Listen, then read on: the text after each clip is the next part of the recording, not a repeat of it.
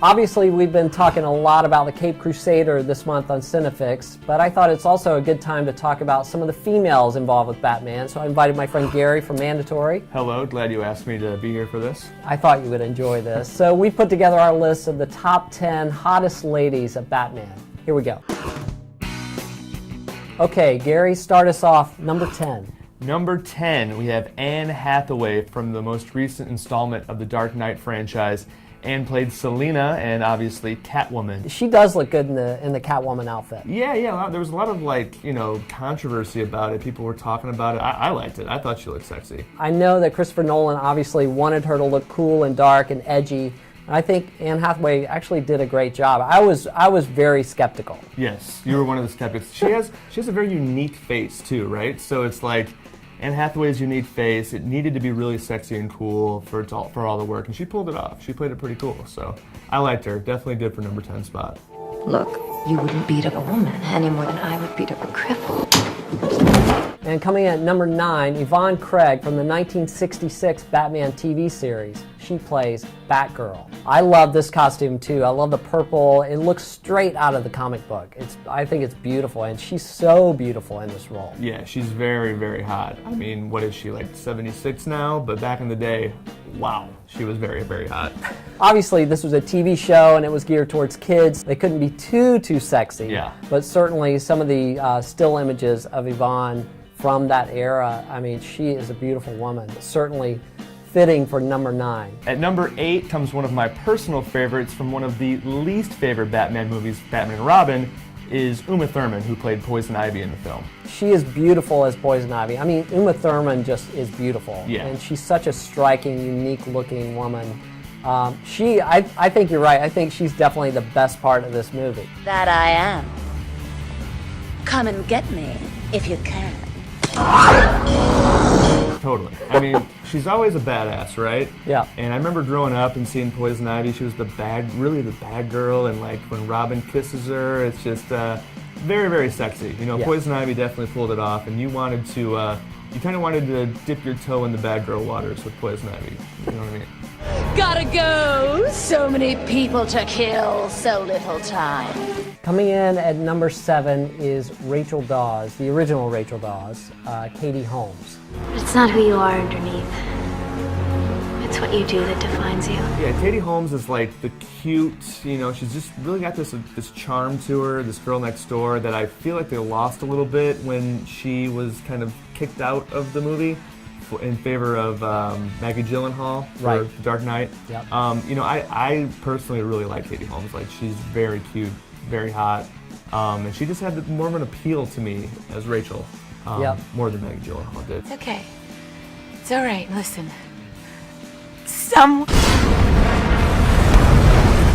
At number 6, we chose Drew Barrymore from Batman Forever.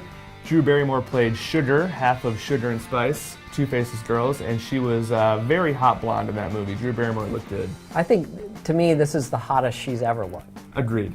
I mean, I've seen some beautiful photographs of Drew Barrymore, but I feel like you do a lot in Photoshop Absolutely, with her. yeah. She's a tricky woman to photograph, but she looks incredible in this movie. All right, coming in at number 5, going back to 1989, Kim Basinger. I mean, with a name like Vicky Vale, you just have to be sexy, and Kim Basinger really fills that role, I think, quite well. This is another example to me of perfect timing for casting. She was in her prime in that role. She was beautiful in LA Confidential, too, You're the first man in 5 years who didn't tell me I looked like Veronica Lake inside of a minute.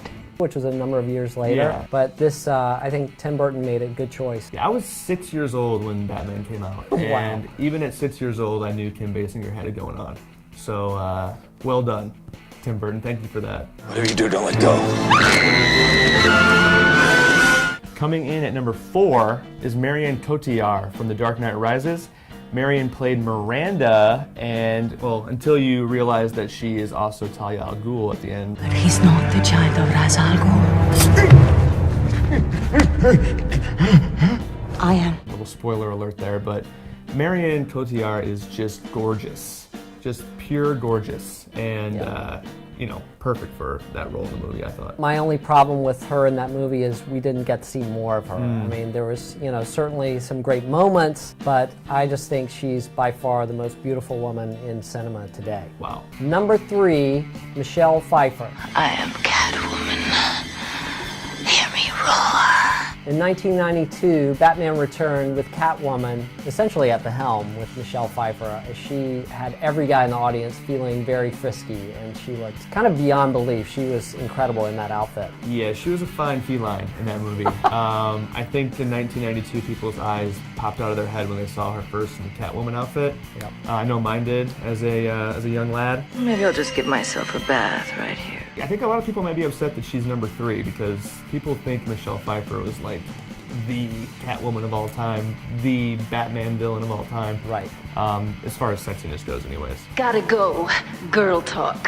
From the 90s Catwoman to the original Catwoman, coming in at number 2 is Julie Newmar. It was tough to pick her second and not first because Julie Newmar, she was so incredibly stunning. I mean, imagine 1966. Yeah. In that outfit, her Catwoman suit was beyond belief. It was just, I can't believe that was on TV. I was going to say, I mean, we just talked about how everyone went crazy for Michelle Pfeiffer, and just, you know, flashback 30 years, and you got Julie Newmar in the Catwoman suit when parents didn't even sleep in the same beds. So, you know, pretty amazing. Her rapport with Adam West was incredible. Yeah, I mean, like, fans of the modern Batman don't understand the playfulness that was on the old show, and she was perfect for that. Like you said, her and Adam West were just awesome back and forth. Perhaps we might get to know each other a little better. I would think that we know each other well enough by now. And now for the number 1 hottest Batman girl of all time, Nicole Kidman from Batman Forever. My place. Midnight. This was the apex to me of Nicole Kidman. She did To Die For also that year, Yeah. and she looked incredible in that. And certainly in this film, she is just stunning. Yeah, kind of like for Kim Basinger, she was hot right then, and it definitely, you know, it definitely translated on the screen. And for Batman Forever, she was just breathtaking. She looked great. If you guys have never checked out the Mandatory site, certainly check it out. There's some great photo galleries and more. It's very entertaining, and we're big fans. Thanks for joining us. Very welcome. Thanks for having me. It was fun. And let us know in the comments below who your picks are for the hottest Batman girl. Subscribe to CineFix. See you next time.